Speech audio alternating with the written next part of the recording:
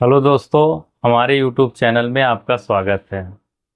दोस्तों, पिछली वीडियो में हमने आपको बताया था कि स्कॉलरशिप में OTR और रजिस्ट्रेशन कैसे करते हैं।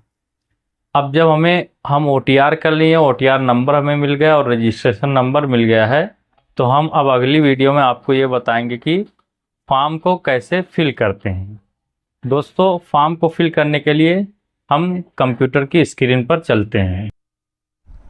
दोस्तों, हम आ गए हैं लैपटॉप की स्क्रीन पर और फिर से वही हम क्रोम ब्राउज़र को यूज़ करेंगे और हमारी वेबसाइट पहले से खुली हुई है। आप लोग यूपी स्कॉलरशिप गूगल के सर्च बार में टाइप करिएगा, उसके बाद इंटर प्रेस करिएगा। ये वेबसाइट पहले नंबर पर खुलकर आएगी या ऊपर ये यूपी scholarship.up.gov.in आप अपने गूगल में सर्च करिएगा, उसके बाद ये वेबसाइट ओपन हो जाएगी।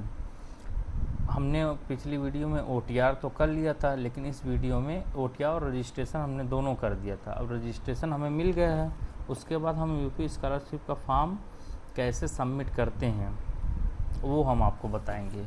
फिर यहाँ आप देखिए, ये होम है, होम के बाद एक है स्टूडेंट पर आप क्लिक करेंगे। क्लिक करने के बाद लॉगिन में प्री मैट्रिक स्टूडेंट पर क्लिक करेंगे। प्री मैट्रिक स्टूडेंट पर क्लिक करने के बाद आप यहाँ पर इसका रजिस्ट्रेशन नंबर पहले देंगे, जो रजिस्ट्रेशन नंबर आपको मिला है।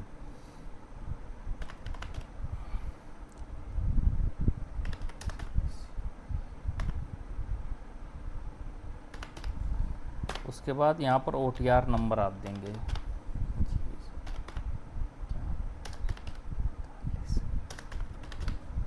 उसके बाद आप इसका पासवर्ड देंगे, जो आपने पासवर्ड बनाया था। उसके बाद आप कैप्चा फिल करेंगे।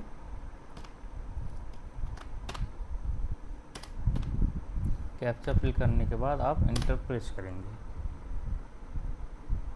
इंटर प्रेस करने के बाद ये जहाँ भरने वाला है, देखिए खुलकर आ गया है। फॉर्म जहाँ से भरा जाता है स्टेप बाय स्टेप हमने रजिस्ट्रेशन संपूर्ण कर लिया। उसकी स्लिप भी हमें मिल गई है और डिजिलॉकर से सत्यापन तो पहले ही हो गया था। अब यहाँ पर हम क्लिक करेंगे, छात्रवृत्ति हेतु आवेदन पत्र कैसे भरें, इस पर हम क्लिक करेंगे। क्लिक करने के बाद अब जो जैसे हमारा केस 9th का है, तो 9th वाला बच्चा जैसे मांग रहा विगत स्कूल का नाम, तो विगत स्कूल के नाम में यहाँ पर विगत स्कूल का नाम में पिछली कक्षा का, जैसे 8 आपने कहाँ पढ़ा है, उसी का ये आपको स्कूल का नाम देना है इसमें। तो हमारे केस में देखिए SMPMV यही स्कूल का नाम है।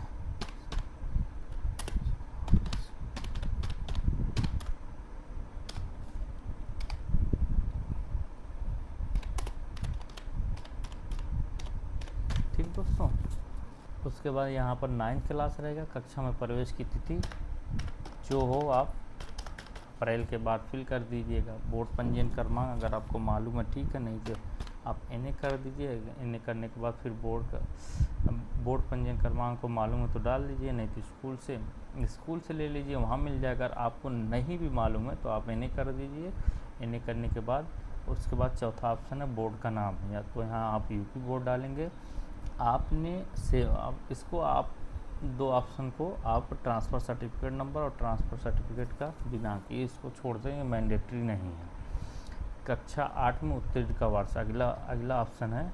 तो आपने 2025 में आपकी बार ही 8 पास किया, फिर आपने नाम लिखवाया, इसीलिए 2025, और फिर इसका स्कूल विद्यालय का नाम यहीं से आप कॉपी करेंगे। कॉपी करने के बाद इसमें आप पेस्ट कर देंगे। पेस्ट करने के बाद यहाँ पर पिन कोड 9 नंबर पे आता है, आपका पिन कोड क्या है। तो पिन कोड भरने के लिए आप आधार के बैक साइड का आधार है, उस पर नीचे देखेंगे, नीचे लिखा रहता है पिन कोड। तो आप 2226 करने के बाद आप कैप्चा देंगे। उसके बाद सबमिट कर देंगे। ये हमारा सबमिट हो गया। अगला ऑप्शन आया है आय जात फिल करने का। तो अगर आपको आवेदन में कुछ गलत हो गया है तो यहाँ पर आवेदन पत्र को संशोधन कर सकते हैं, नहीं अगर सही है तो उसके बाद आय जात प्रमाणीकरण हेतु पर क्लिक करेंगे। क्लिक करने के बाद यहाँ पर जो फादर की आपने आय आपके पास होगी उसका देखिए ऊपर लिखा होगा आवेदन क्रमांक डालना है, नीचे वाले में प्रमाण पत्र क्रमांक। आप अपना क्या नाम है आय प्रमाण पत्र देखेंगे तो उस पर लिखा रहता है, तो यहाँ पर हम उसका नंबर फिल करते हैं। उसके बाद हम प्रमाण क्रमांक संख्या देंगे।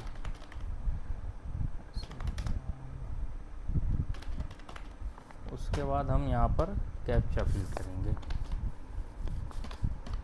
कैप्चा फिल करने के बाद हम गेट डाटा करेंगे, तो आपका डाटा देखेगा कि सब सही है, तो यहाँ पर ये वेरीफाई इनकम सर्टिफिकेट डिटेल लेगा, मतलब आपका सही है। तो आप अब आय प्रमाण पत्र आपका ऐड हो गया। उसके बाद आप जात देंगे। जात में भी सेम आप पहले आवेदन क्रमांक देंगे।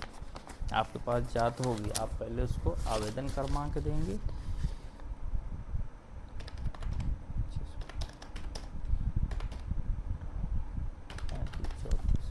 ये हो गया। उसके बाद वो प्रमाण क्रमांक देंगे।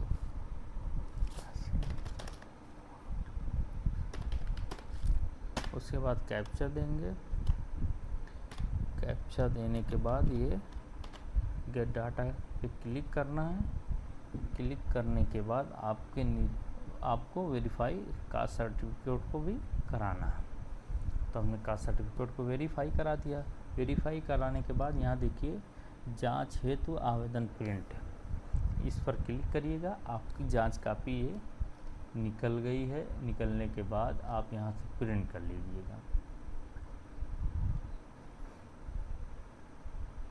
प्रिंट करने के बाद दोस्तों ये मैं आपसे कहूँगा कि इसको आप अच्छे से अपने से मिला लीजिए। मिलाने के बाद जिस स्कूल में आप पढ़ते हैं इस स्कूल में भी इसको चेक करवाइए। चेक करवाने के बाद जहाँ गलती होगी वहाँ आपको टीचर आपको, और फिर उसके बाद आप आवेदन संशोधन करने पर वहाँ से आप सही करके उसको लॉक करके निकाल लीजिएगा।